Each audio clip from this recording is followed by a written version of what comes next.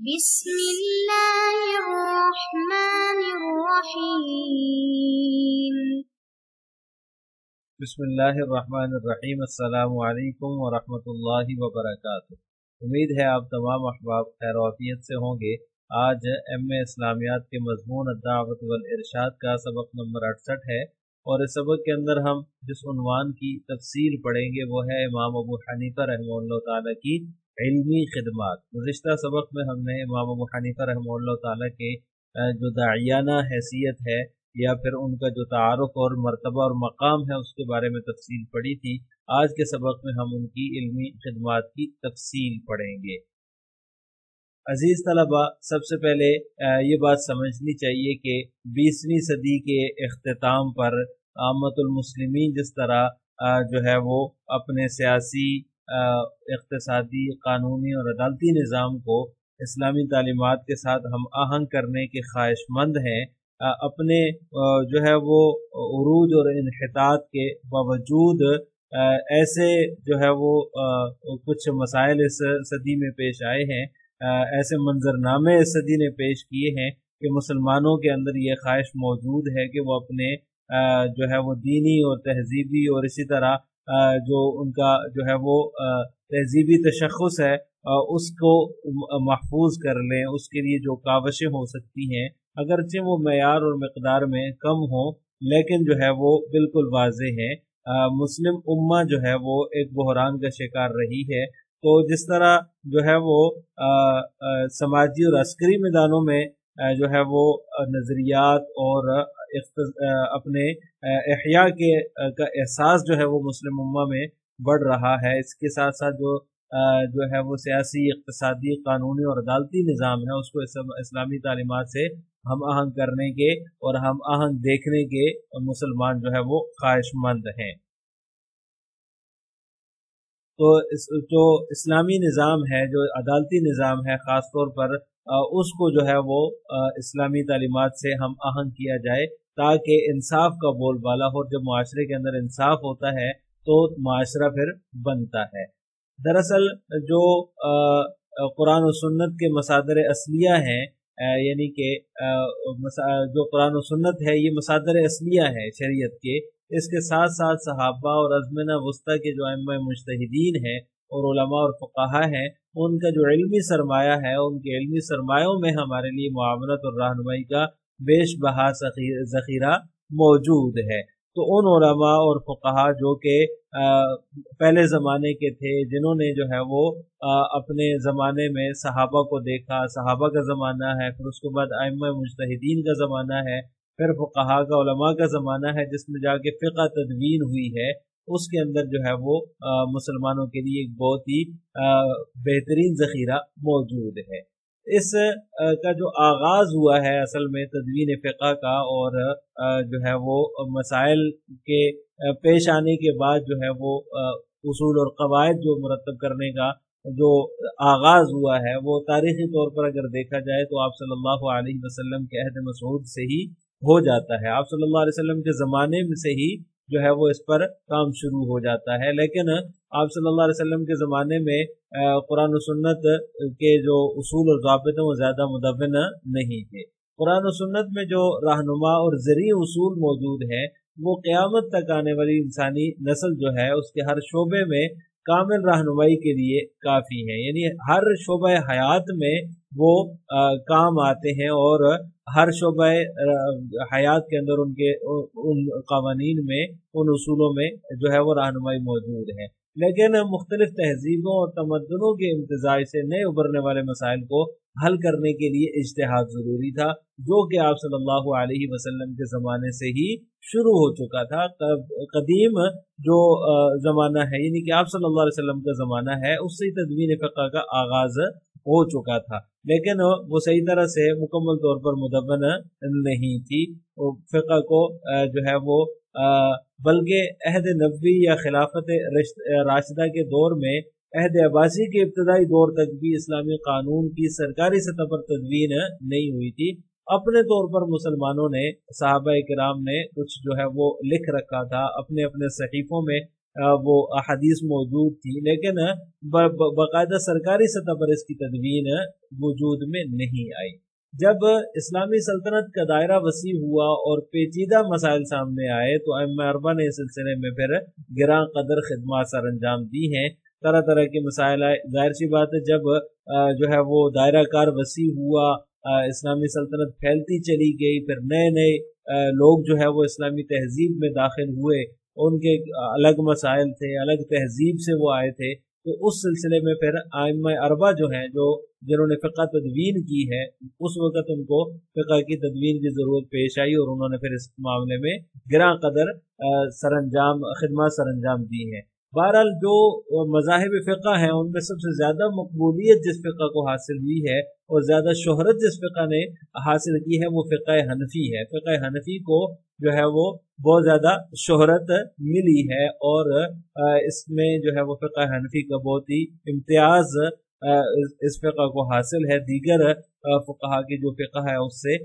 تمام عالم اسلام کے اندر جو ہے وہ فقہ حنفی رائج رہی ہے۔ مذہب حنفی اصل میں کوفہ میں پیدا ہوا، اس کے امام جو ہیں وہ امام ابو حنیفہ نعمان بن ثابت ہیں جو امام اعظم کے لقب سے مشہور ہے۔ امام اعظم امام ابو حنیفہ رحمہ اللہ تعالی یہ مذہب حنفی کے موجد ہیں اور بانی ہیں، اور اس کو جو ہے وہ مدون کرنے کا صحرا انہی کے سر ہے۔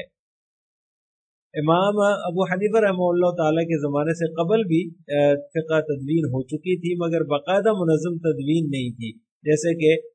جن فقہا سے جو ہے وہ حضرت امام ابو حنیفہ رحمہ اللہ تعالیٰ نے علم حاصل کیا، ان کے ہاں فقہ تھی، وہ انہوں نے بعض مسائل کو مدون کر رکھا تھا، لیکن باقاعدہ منظم نہیں تھی، منظم طریقے سے تدوین اس کی نہیں ہوئی تھی۔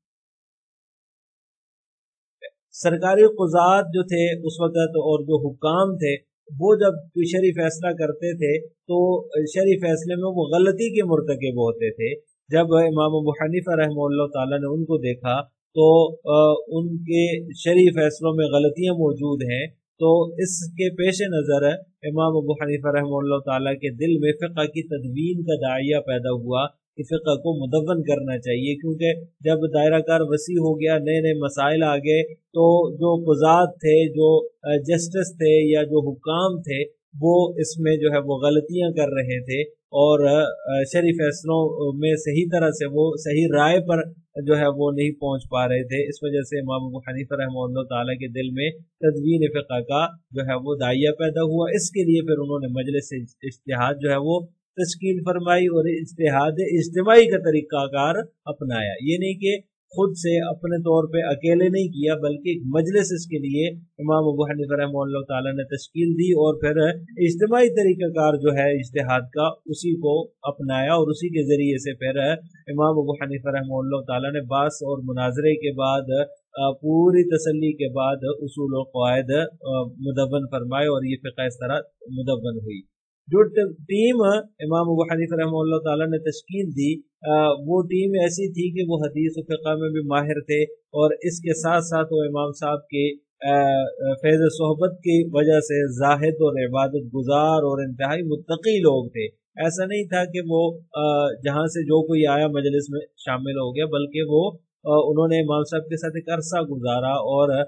حدیث اور فقہ میں مہارت کے ساتھ ساتھ ان کے اندر عبادت گزاری کی صفت تھی، وہ انتہائی متقی لوگ تھے اور ان کے اندر جو ہے وہ زہد اور تقویٰ پایا جاتا تھا۔ یہ مجلس جو ہے وہ 60 افراد پر مشتمل ہوتی تھی، بعض روایات میں 40 افراد کا آتا ہے، بعض میں جو ہے وہ 60 افراد کا آتا ہے کہ یہ مجلس اتنے افراد پر مشتمل تھی جو کہ اجتماعی طور پر مسائل کے اوپر غور و فکر کر کے مدون کیا کرتے تھے۔ امام ابو حنیفہ رحمہ اللہ تعالیٰ کو اجتہاد اور تدوین فقہ و قانون کے لیے جن جن علوم کے ماہروں کی ضرورت تھی انہوں نے نہ صرف ان کو جمع کیا بلکہ ان کی جو ہے وہ علمی و مادی سرپرستی کر کے امت کو بہترین مجموعہ مدون کر کے دے دیا کہ تاکہ آئندہ آنے والی نسلیں جو ہیں وہ اس کے اندر کسی قسم کی جو ہے وہ کمی محسوس نہ کریں، بلکہ جس بھی معاملے میں ان کو شرعی رہنمائی درکار ہو تو ان کے سامنے ایک مثال اور ایک نمونہ موجود ہو، اصول اور ضوابط اور قواعد موجود ہوں جن کی روشنی میں وہ فیصلہ کر سکیں۔ امام ابو حنیفہ رحمہ اللہ تعالی ہر علم کے ماہروں کو ہم بزم کرنے اور اسلامی قانون یعنی فقہ کو ان سب کے تعاون سے مرتب اور مدون کرنے کی کوشش میں عمر بھر لگے رہے اور کامیاب ہوئے. یعنی کہ ایسا نہیں ہے کہ صرف جو ہے وہ قانونی ماہرین کو امام صاحب نے جمع کیا، بلکہ اس کے لیے جتنے دیگر علوم تھے، چاہے وہ ریاضی کا علم ہو، چاہے وہ جغرافیہ کا علم ہو، چاہے وہ طبیعیات کا علم ہو، ان سب کو جمع کیا، کیونکہ بعض مسائل ایسے تھے کہ ان میں جو ہے وہ دیگر علوم کا ہونا بھی ضروری تھا، اس کے بغیر وہ حل نہیں ہو سکتے تھے اور ان کو سمجھنا مشکل تھا. تو اس میں جو ہے وہ امام صاحب نے ہر علم کے ماہرین کو جمع کیا اور اسی کوشش میں عمر بھر لگے رہے اور پھر اس میں کامیاب بھی ہوئے، اور پھر اس طرح سے یہ فقہ جو ہے فقہ حنفی یہ مدون ہوئی. امام صاحب کا طریقہ بحث یہ تھا، جب یہ جو مجلس تھی، مجلس اجتہاد، یہ جب بیٹھتے تھے کسی بھی مسئلے کو حل کرنے کے لیے، کسی بھی مسئلے کو شرعی اصولوں اور قرآن و سنت کی روشنی میں جو ہے وہ حل کرنے کے لیے، تو ان کا طریقہ یہ تھا کہ ایک ایک مسئلے کو پیش کیا جاتا، لوگوں کے خیالات امام صاحب جو ہے وہ الٹتے پلٹتے، اراکین مجلس کی آراء اور دلائل سنتے، اپنی رائے اور دلائل سے اہل مجلس کو آگاہ کرتے اور ان سے مناظرہ کرتے، ان سے بحث کرتے. بلکہ یہ بھی آتا ہے روایات میں کہ مہینہ مہینہ، دو تین مہینے بھی ایک مسئلے کے اوپر بحث چلتی رہتی، اور جو ہے وہ اس کو صحیح طرح ہر کوئی اپنی رائے پیش کر سکتا تھا، ہر کسی کو آزادانہ رائے کا حق حاصل تھا. اور پھر اس طرح سے جو ہے وہ پوری تسلی کے بعد، پوری جو ہے وہ ہر طرح کی بحث مباحثے کے بعد پھر اس جو ہے وہ مسئلے کو فائنل کیا جاتا اور پھر ایک اصول وضع کیا جاتا. جو اہل کوفہ تھے، کوفہ کے اہل علم حضرات تھے، وہ بھی امام صاحب کے اس انداز کو حیرت سے دیکھتے اور پسند کرتے تھے کہ امام صاحب کا یہ جو انداز تھا کسی بھی مسئلے کے لیے اصول اور ضوابط جو ہے وہ بنانے کا، قواعد و ضوابط بنانے کا، کہ پہلے پوری اس کے اوپر تحقیق ہوتی، بحث مباحثہ ہوتا، مناظرہ ہوتا، اس کے بعد پھر اس کو جو ہے وہ فائنل کیا جاتا. اس انداز کو دیکھ کر وہ حیرت زدہ ہو جاتے اور اس کو وہ پسند بھی کرتے کہ یہی اصل طریقہ ہے کسی بھی مسئلے کو حل کرنے کا. جب کوئی مسئلہ زیر تحقیق ہوتا تو کوفہ کی دوسری علمی مجالس سے بھی مراجعت کی جاتی، یعنی کہ دیگر جو مجالس تھیں، علمی مجالس تھیں، ان سے بھی جو ہے وہ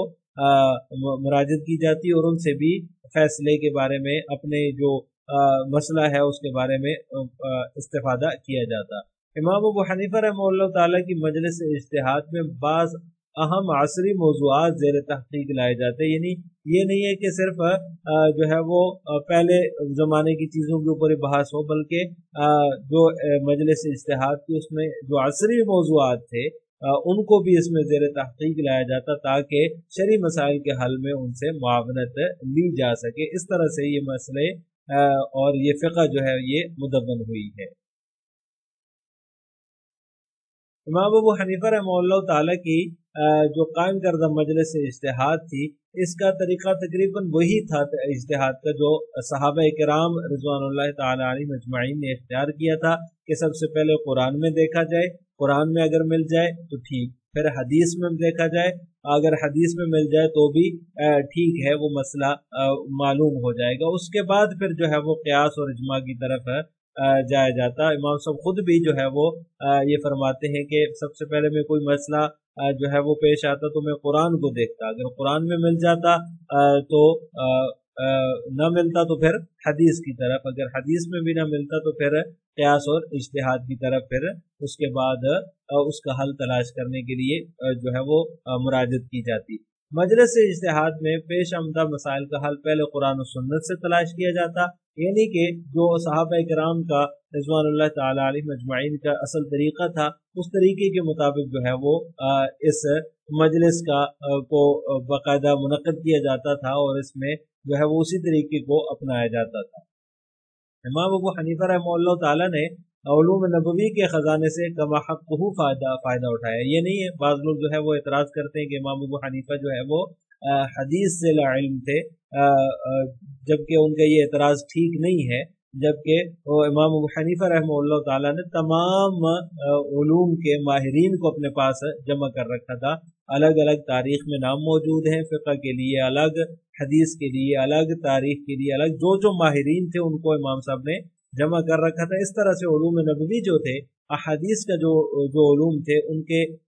جو خزانے تھے، ان سے بھی امام صاحب نے کما حقہ فائدہ اٹھایا. مجلس اجتہاد میں صحابہ خصوصاً سیدنا عبداللہ بن مسعود، سیدنا علی رضی اللہ تعالی عنہما، قاضی شریح، ابراہیم نخعی اور دیگر ہم عصر فقہا و مجتہدین کے فیصلوں اور قضایا کو کافی اہمیت دی جاتی ہے. یعنی کہ ایسا نہیں ہے کہ اپنی ہی رائے مسلط کی جائے، بلکہ جو صحابہ کرام کی رائے ہے پہلے کسی مسئلے میں، جیسے کہ عبداللہ بن مسعود ہیں، حضرت علی ہیں، پھر اس کے بعد جو قاضی شریح ہیں جو مشہور قاضی رہے ہیں، اسی طرح ابراہیم نخعی رحمہ اللہ جو کہ مشہور فقیہ ہیں، ان کے یا دیگر جو فقہا اور مجتہدین ہیں ان کے فیصلے اور قضایا جو ہیں ان کو بھی کافی اہمیت دی جاتی اور ان کے بارے میں جو ہے وہ خوب غور و فکر ہوتا، اور اس کے مطابق اگر کوئی مسئلہ حل ہو سکتا تو امام صاحب اسی کی طرف اسی کو اہمیت دیتے اور اسی کی طرف مراجعت کرتے تھے. اس طرح قانون سازی کے سلسلے میں